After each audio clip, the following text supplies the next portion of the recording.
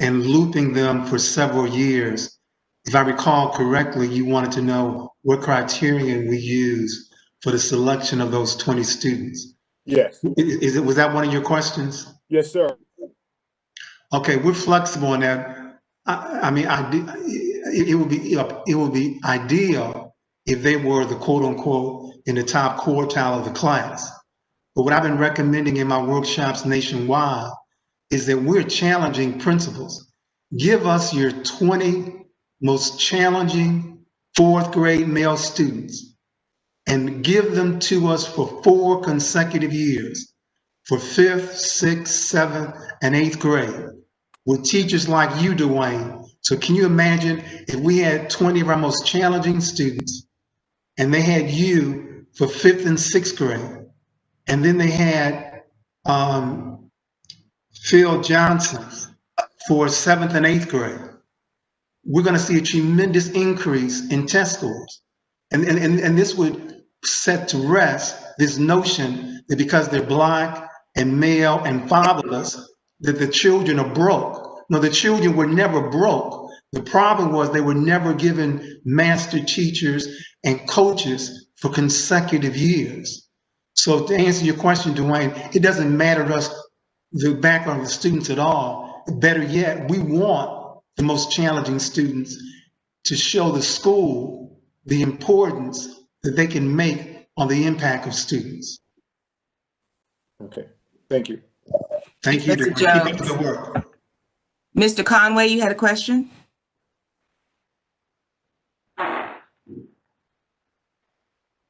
Yes, my question was in reference to when you were talking about poor teachers and master teachers, and I was just wondering what criteria do you use to define the master teacher? All right. Again, that's a day's workshop in and of itself. But let me say this. A custodian, well, I don't know how to answer this question in 2 minutes. But let me say that a master teacher understands the importance, like an instructor. They understand their subject matter. They understand, like a master teacher, the importance of a congruence between pedagogy and learning styles. They also understand, like a coach, you can't teach a child you have not bonded with. You can't teach a child that you do not respect, that you do not like, that you don't understand their culture. A master teacher, Hampton, gives greater time on task. They don't lose 15 minutes in the course of a school day. They're at their best during the school day, and they try everything possible to avoid losing minutes. If you read my book, Black Students, Middle Class Teachers, there's nothing wrong with Black students and understanding Black male learning styles.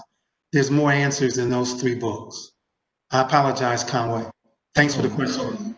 No problem. Thank you, Frank. Can I follow it up with another question? Of course you can. You can, I guess, if Dr. Green says yes. Absolutely, go right ahead.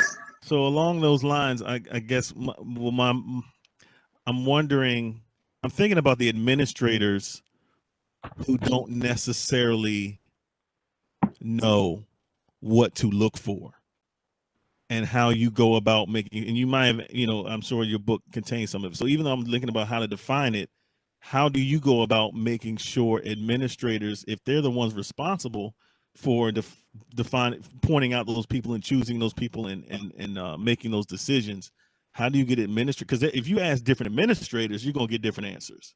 So now, see, Conway, I thought you and I were friends. Why are you asking me questions that require a day's worth of answers? Now, in our workshop for principals, we use the research from the Wallace Foundation. We have found, Conway, the most important factor in the school is the principal. And the research shows a principal can improve test scores by over 20%. Now, the challenge, as you know, Conway, it is very difficult, if not impossible, to have a high achieving school with an ineffective, incompetent, principal. You can't change the culture of the school if the principal is ineffective.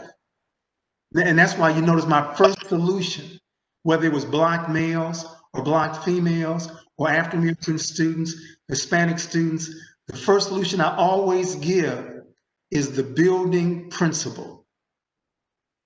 Now, with 10 minutes left, any other questions from this distinguished panel beside Conway?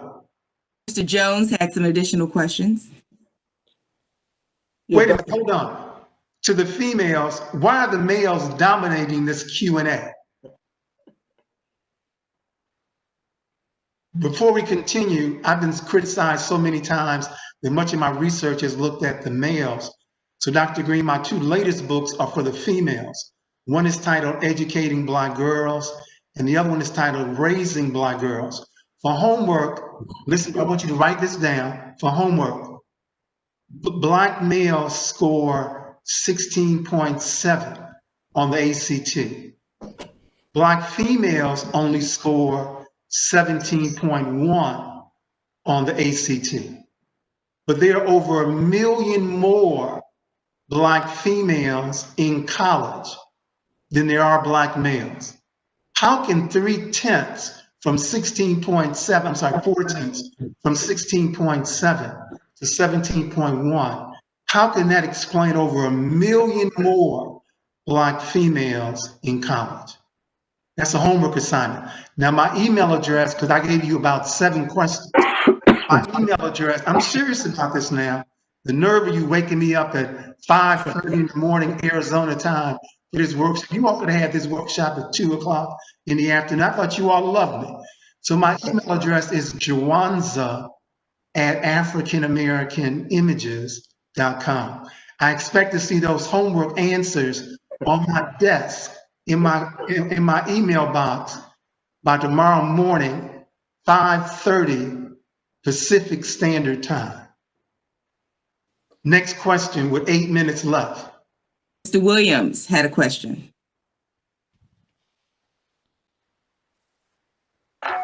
Good morning, everyone. Dr. Kunjufu, pleasure to be with you and to hear you give us your infinite wisdom and knowledge.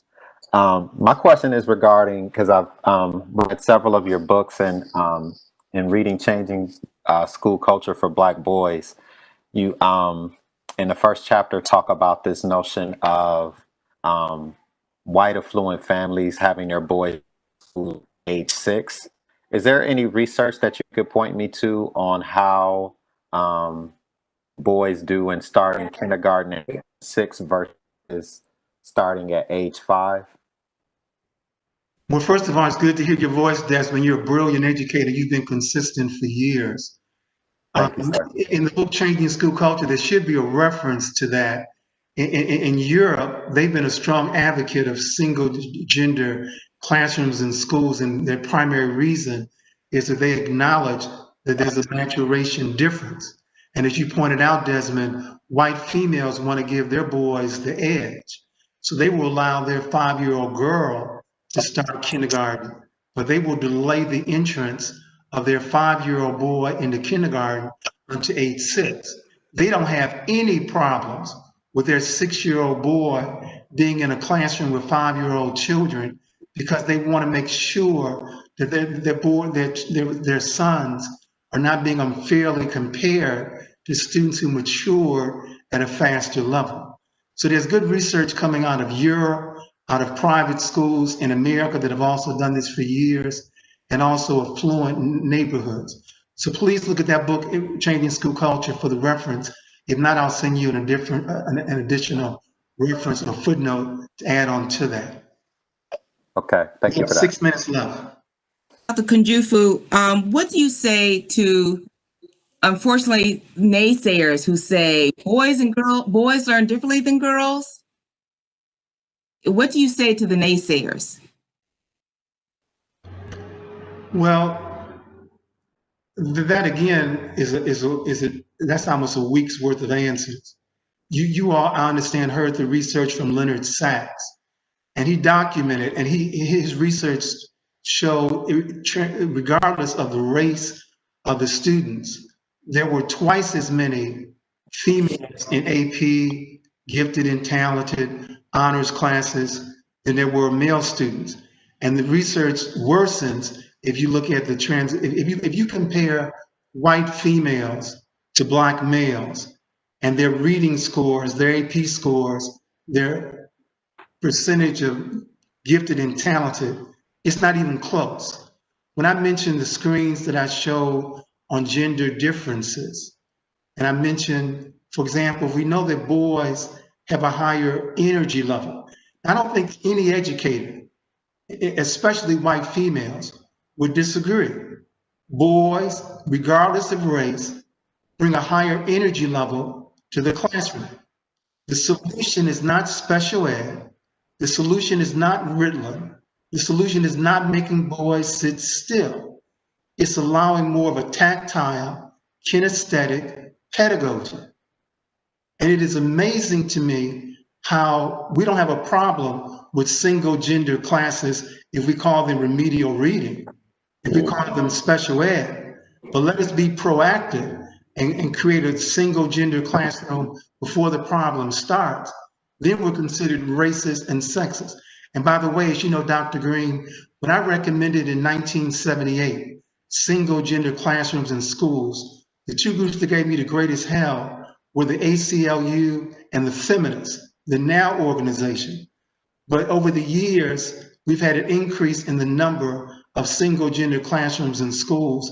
And the major reason for that is that the feminists found out that when females are in single gender classrooms, they excel in math and science. You see, the feminists have been frustrated for years because white females have outperformed white males K-12 and the collegiate level, but white males, for some strange reason, still make more money.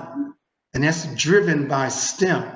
So my research and my career has been helped by the feminists being in support of single gender classrooms in schools. We have time for one more question before I have to move to another meeting. Dr. Kunjufu, can I ask just a quick question? No, Dwayne, the last question needs to be asked by a female, because I also believe as a teacher that you need to make sure that all of your students are involved in the classroom. We cannot allow 4 males to take over this presentation. I got you. Okay, I respect that. One of your lady colleagues. No, Dr. Green, we need someone outside of you. We need another one of your lady, outside you or Dr. Simpson.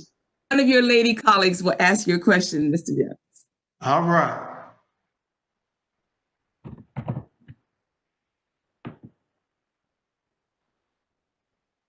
Not everybody wants.